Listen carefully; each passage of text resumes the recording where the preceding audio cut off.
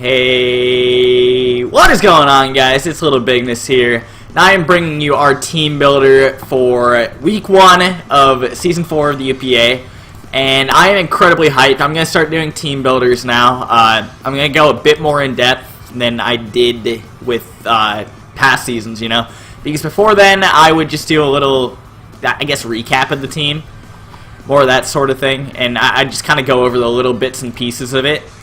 And I mean, I was fine with that, and I'm doing this with this format right now because I just forgot to get the team up, and I guess I should be able to talk about most of it anyway, so I'm not too worried.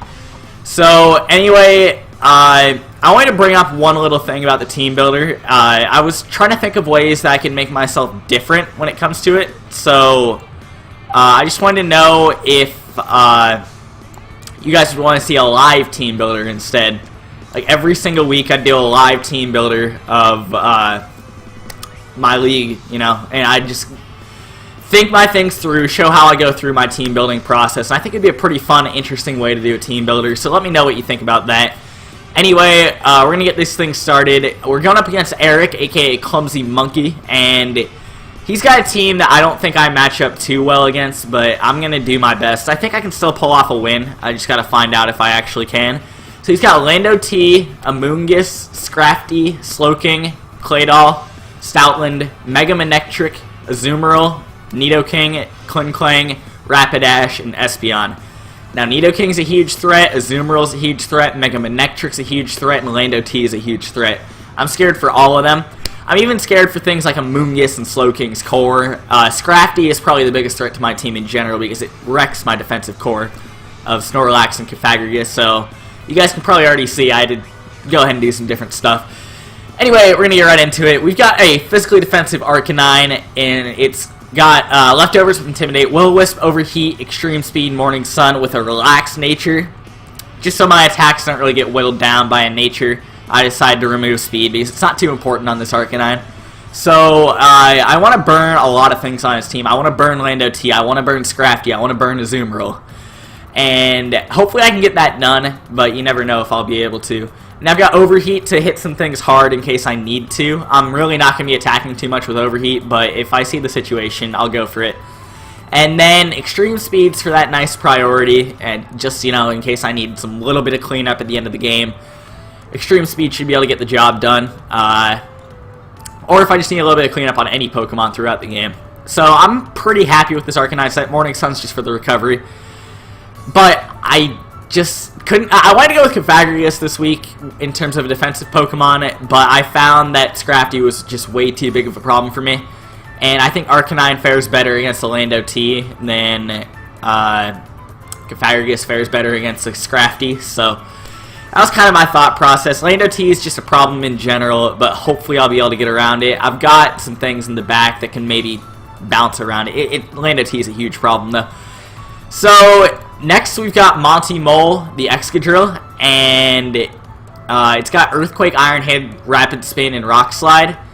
And I'm thinking about changing this to Stealth Rock, actually. And I think I would, but he has a Spinner, and he has really nothing weak to Stealth Rocks at all. So, I mean, he's got Rapidash, but this thing's going to outspeed it anyway, you know? But yeah, I'm thinking Choice Scarf's going to put in a lot of work as long as I get that Lando-T out of the way. I can really just sweep with this thing because the only thing that doesn't take a Earthquake from Lando-T, or from Excadrill is Lando-T. So if I can just click Earthquake towards the end of the game after I get a Lando-T out, that's going to be huge. So I'm really hoping that can come through. I've got Iron Head because it's another stab option in case I'm scared of Lando-T while it's in. Iron Head doesn't really hit anything else though, so that's a bit of an issue. But there's no other good coverage move really.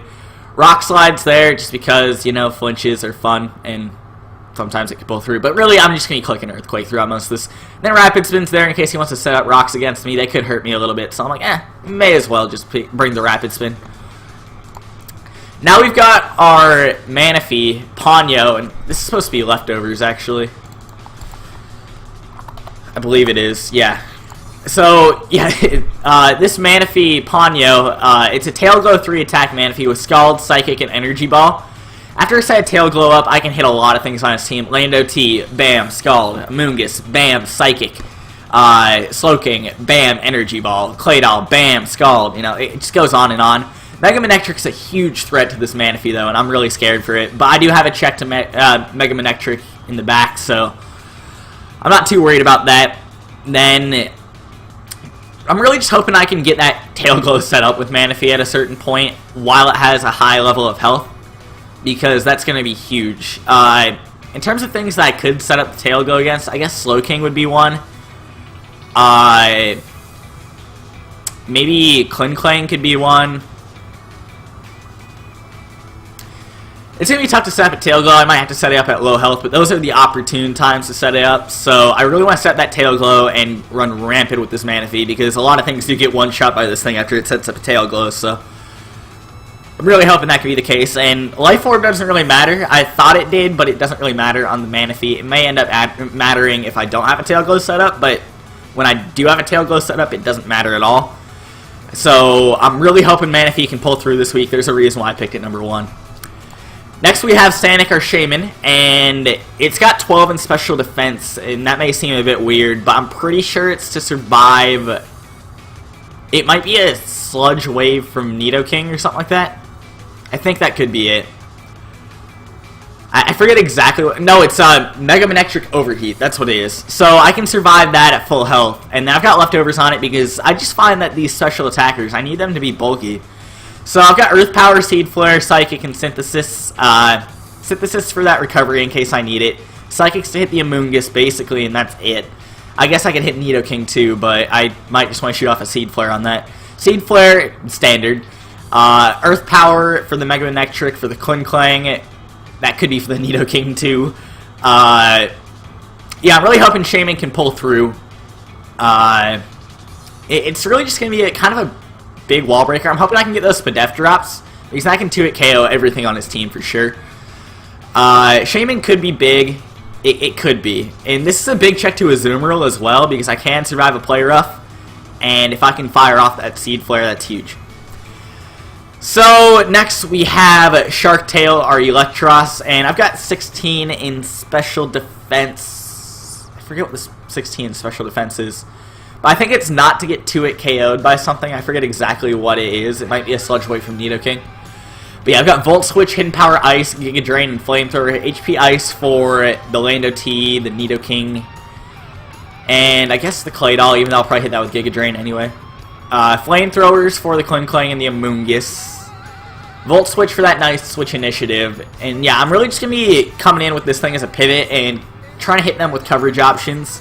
That's really the best thing I can do with this Electros. It's my best special defense pivot, because Snorlax isn't that good this week, honestly. He's got a lot of things that'll have fighting moves. I guarantee you, Lando-T will have a fighting move. Scrafty will have a fighting move. Azumarill can have a fighting move. Nidoking can even have a fighting move. So I just don't feel like bringing Snorlax is the best thing this week, since they're all going to be physical fighting moves too. If it was a special fighting move, I'd be like, oh, whatever. But there's a lot that threatens Snorlax, so I really didn't want to bring it. Plus, Electros has no weaknesses, which is a nice bonus. And I feel like I can coverage out against a lot of his team quite a bit better. So hopefully Electros can pull through as a pivot. I'm not expecting too much from this thing, honestly, but it could do a lot if I get the right coverage opportunities. So next we have Mariah, our Mega Gardevoir. And this thing has Hyper Voice, Psyshock, Protect, and Thunder Wave. Protect just to get that speed up in case I need to. Thunder Wave because I love Thunder Waving things, and I didn't really know what else to put on here, so I figured it would work out. Because it's not like I'm not going to KO Lando-T. You know, let's do HP Ice. Let's do it. Hidden Power Ice. Bam. Alright, so yeah, this thing, I really just want to Hyper Voice a lot of stuff, because I'm pretty sure everything will get 2-hit KO'd except for Amoonguss, but then I can body that thing with a Psyshock anyway. Slowking might not get 2-hit KO'd either. And Slowking's the biggest problem for this Mega Gardevoir. But this is my prime wall breaker right here. If I can get Mega Gardevoir just to launch off some Hyper Voices and get it in those opportune times when I'm going to be against a faster Pokemon, that's nice. Klinklang is a huge problem for this thing, but I don't care, okay? I've got other things for Klinklang. I've got a fucking Arcanine, and Klinklang can't touch Arcanine, so I should be good. So I'm not really feeling the best. I mean, I've said that quite a bit, and I do think I can still pull out the win, but it's going to be a difficult one for me. Eric's a good battler, and he's got a tough team, really. I'm scared of his team, I'll be completely honest. So, I'm scared of a lot of teams in this league this season. It's threatening. Hopefully I can pull out some victories, though. Anyway, I'd like to thank you guys for watching the team builder. This is my insight on what I'm trying to do in the battle. So, hopefully you guys enjoyed it. Please make sure to leave a comment below if you'd like to see live team builders, because I think that would be awesome. And I'm not sure if anyone would want to see it, so I need to see some support or else I'm not going to make it happen. And I'll see you guys when we get to battling Eric. If you guys are going to watch that, I don't know why you'd watch the team builder and not the battle, but, you know, pick your poison, I guess. Peace.